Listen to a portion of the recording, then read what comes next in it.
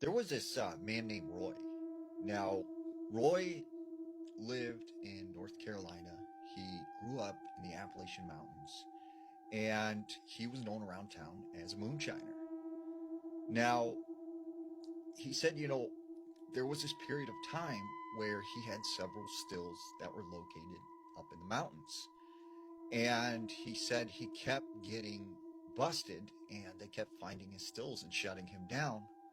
So he advised a plan to go deep into the woods and set up a still that was so far away that no one could get to it. So Roy goes and talks to this Native American in town who he knows.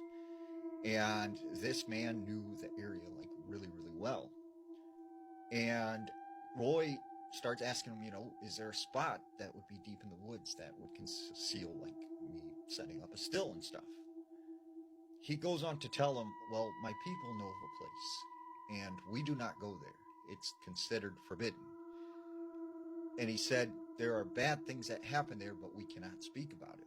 But if you go there, no one will find you. It's about a 2 days hike, and I'll draw a map for you.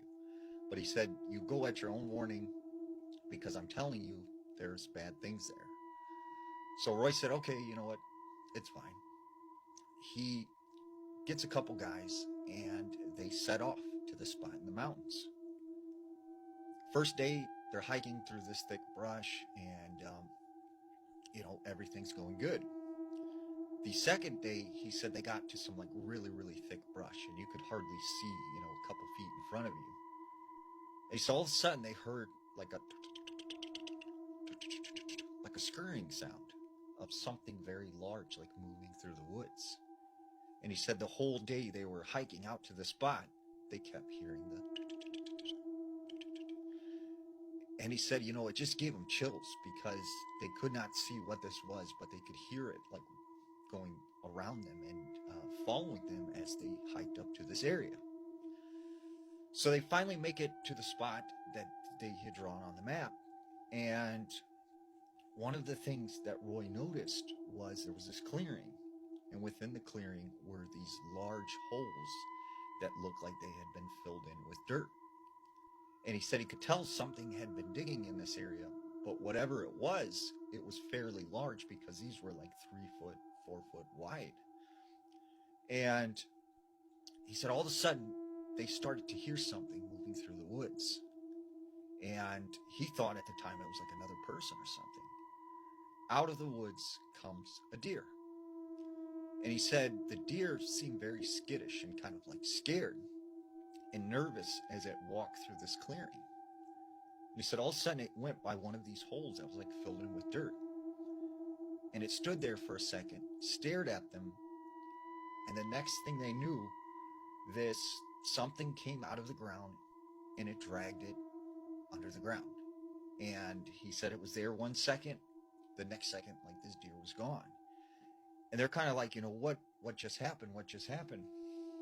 And so Roy walks over to this hole that's like filled in with dirt, and he sees like four things kind of sticking out of the dirt. And he said the best way to describe it was it looked like a pipe cleaner, like these pipe cleaners were sticking out of the ground, but they were, the size of a baseball round.